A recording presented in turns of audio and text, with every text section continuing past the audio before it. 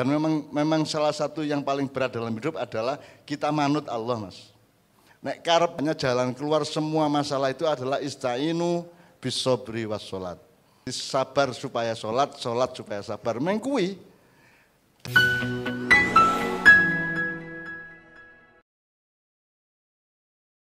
Tadi masih ada satu lagi pendapat dari monggo Mas. Assalamualaikum warahmatullahi wabarakatuh. Saya kesini cuman pengen berkeluh kesah, ingin curhat sedikit. Saya kan barusan dapat musibah, bapak saya kan meninggal kemarin 2 April. Sebenarnya bapak saya kan udah lama, sekitar 1 tahun lebih kena stroke. Terus berhubung susah makan, susah minum kan akhirnya kita bawa ke rumah sakit Siloam. Akhirnya di sana diinfus, disonde, alhamdulillah udah seger. Ada rencana kita pengen bawa pulang karena memang fit, sudah bisa dikatakan seger, terus kita pengen home care di rumah. Tapi sama pihak rumah sakit Siloam kan nggak boleh bawa pulang karena memang harus nunggu swab dulu, nunggu 5 hari. Akhirnya kita sabar, percaya aja sama rumah sakit, akhirnya nunggu swab. Itu hari Kamis siangnya dinyatakan positif. Dan anehnya malamnya kita dikabarin bapak ngedrop langsung meninggal. Padahal sebelumnya tuh bener-bener fit, kecuali kalau sebelumnya bener-bener udah ngedrop, lama-lama ngedrop meninggal kan wajar. Tapi sebelum hari Kamis dinyatakan positif, itu bapak saya udah seger. Cuma keluarga dikabarin bapak baik-baik aja, seger. Kita cuma dilihatin fotonya. Terus pas malamnya dinyatakan, siangnya dinyatakan COVID, malamnya dinyatakan kritis terus meninggal. Dan yang saya bikin aneh, saya bukannya nuduh ya, cuman curiga. Sewaktu saya ikut mengurus jenazah bapak saya, seperti ada luka. Di kuping sebelah kanan seperti luka lebam, pukulan benda tumpul. Saya aneh. Terus bibir seperti sobek. Ya saya nanya sama petugasnya yang merawat jenazah, kan saya juga ikut merawat dari keluarga. Saya nanya, ini apa Pak? Kok ada luka lebam kuping sebelah kanan? Oh nganu Mas, miringnya ke kanan. Saya nggak mungkin, 1 minggu bapak saya itu tangannya diikat. Jadi kalau miring ke kanan nggak mungkin. Tapi kenapa kok kuping sebelah kanan ada kayak luka lebam? Kalau saya yakin ini cuman konspirasi, di COVID kan terus dihabisin. Terus apa yang harus saya lakukan? Kalau mau lapor polisi percuma, pasti mentah. Karena polisi sekarang hanya alat kekuasaan. Terus bisanya apa? Ya udah salah satunya mungkin curhat sama Allah, sama ke Cak Nun. Siapa tahu bisa benar-benar mengobati kesedihan saya gitu. Terus apa ini yang harus kita lakukan? Ya bisanya saya cuma sabar. Sabar nggak bisa ngapa-ngapa, cuma nunggu ramalnya Joyoboyo. Wong Jawa tinggal separuh, wong Cina tinggal sak jodoh gitu. Ya wis gitu aja. Kita hanya nunggu skenario Tuhan aja, karena kita saat ini nggak bisa apa-apa. Gitu. Terima kasih Cak Nun. Assalamualaikum warahmatullahi wabarakatuh. Matur nuwun Mas, itu salah satu saya nyun sewu Mbah. Saya mungkin mengkaitkannya dengan ketoprak, tapi nanti yang mengkaitkan dengan Qurannya Mbah Nun, Pak Muzamil atau Mas Helmi yang lebih mengerti, karena saya belum pernah naik onta jadi Arabku apik. Tapi intinya nek iki mau ceritane Suminten Edan. Dia menjadi gila karena dia tidak kuat menghadapi sesuatu masalah yang di luar perkiraan dirinya, dia ternyata tidak kuat. Dan tapi nek kasusnya Mas iki saya menduga Suminten digawe edan. Jadi bukan karena beliau tidak kuat atau si Suminten ora kuat, ning can digawe edan, disengaja diedanke. Karena kasus Suminten digawe edan ini menurut saya banyak sekali sekarang ini. Mungkin itu yang terjadi, tapi ya pancen bener. Suminten digawe edan, lah sing gawe edan sapa? Kowe wani ra? Kowe iso ra? Maksudnya mendekat, atau apapun kepada sing gawe edan si Suminten ini, karena ternyata akhirnya nek endingnya kaya ngendikane Mas mau ada win-win solution sing akhirnya oh ya wis ngono apik digawe penak digawe apik terus ditambani mungkin jadi no problem, tapi ketika diedanke dan kemudian ditinggal lunga ini yang mungkin ini saya pandangan saya gitu seperti itu. Mungkin ada sesuatu Mbah Nun.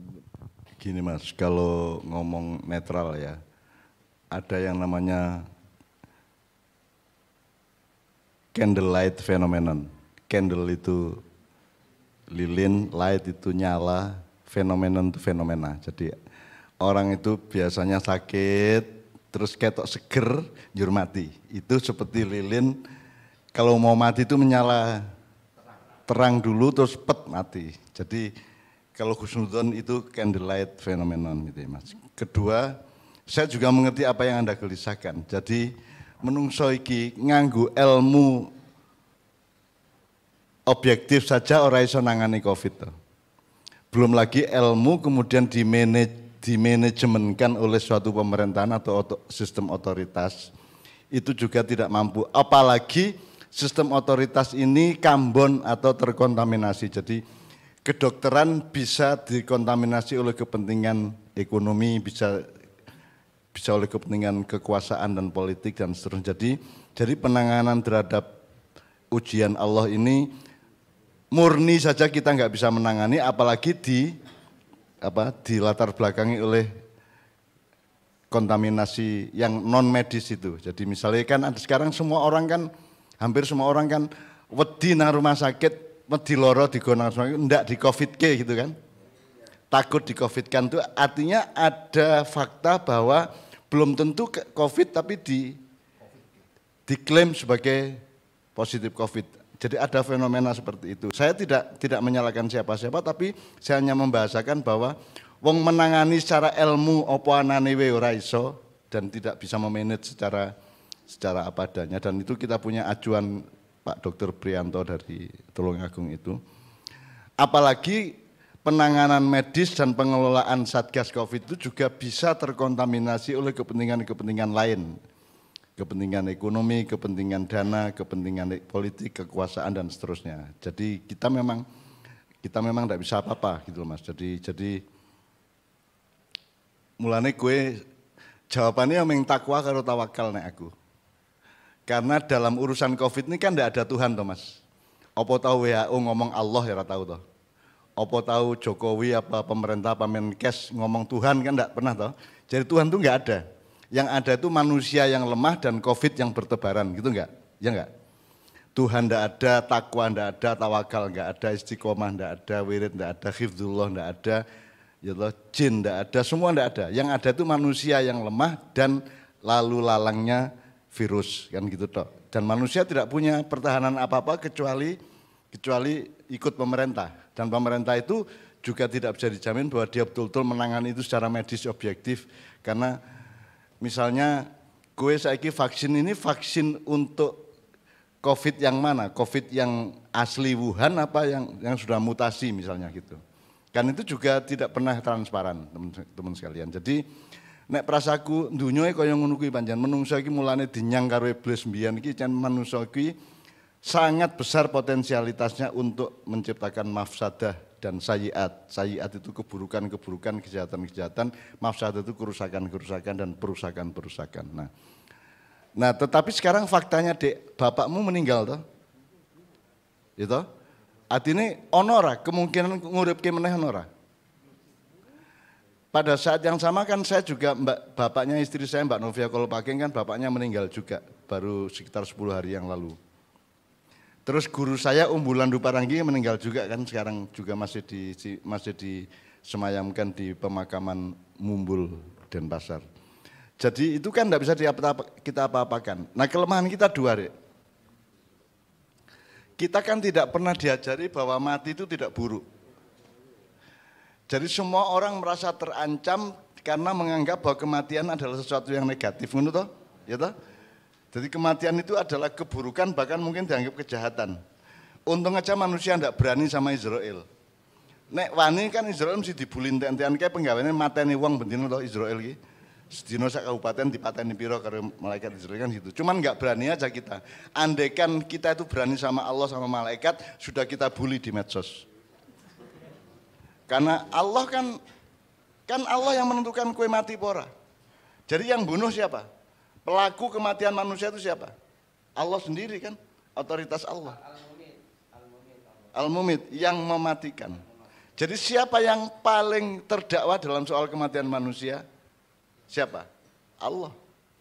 Meskipun stafnya yang melakukan itu ya, Israel itu. Tapi kan kini untungnya wong Indonesia, wong sak dunia iki isih ngerti kuwi dadi ora njur membuli Allah. Allah itu memang bajingan asu.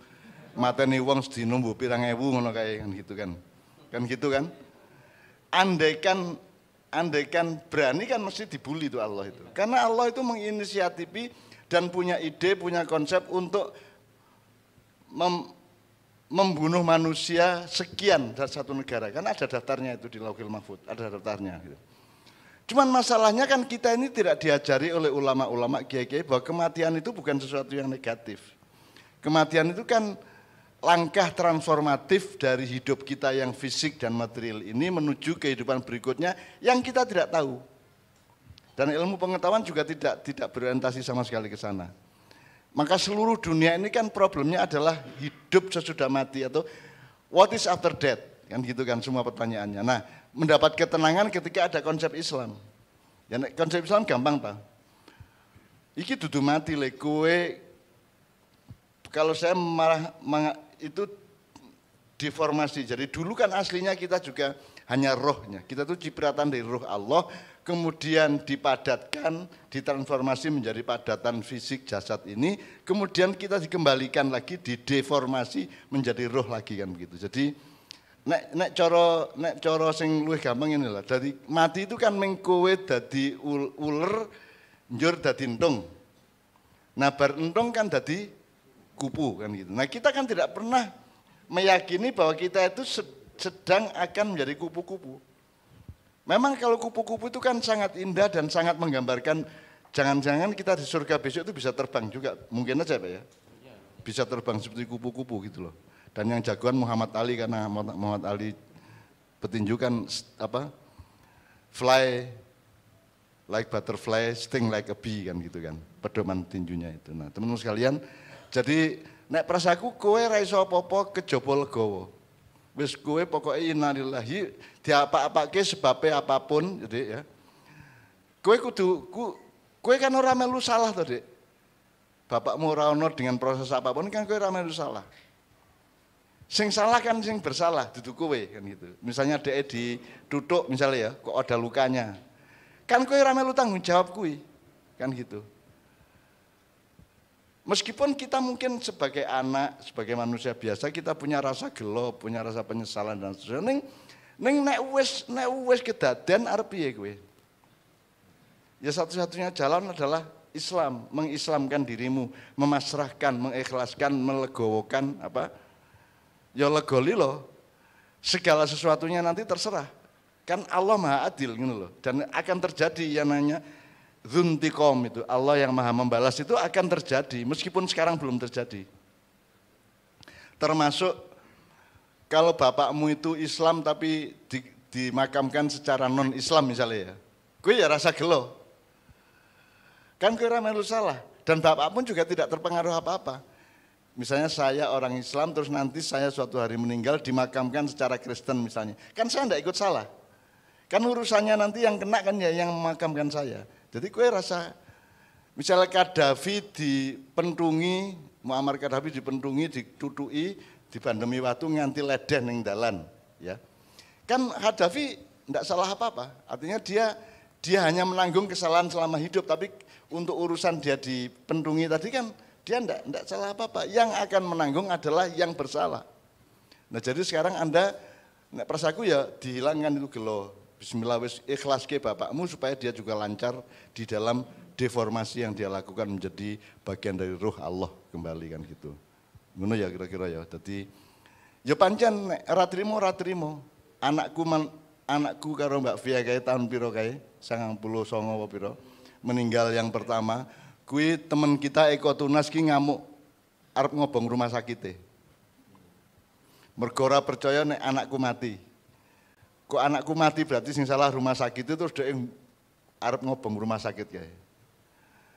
Jadi itu saya paham karena manusia memang begitu gitu ya. Tapi kan satu-satunya pilihan yang terbaik adalah innalillahi wa inna ilaihi rajiun. Apapun prosesnya, nanti kalau ada yang bersalah dalam proses itu, yang bersalahlah yang akan mendapatkan balasan dari Allah. Nah, balasan dari Allah itu ya enggak usah dinyang, terserah Allah. Dan memang salah satu yang paling berat dalam hidup adalah kita manut Allah, Mas.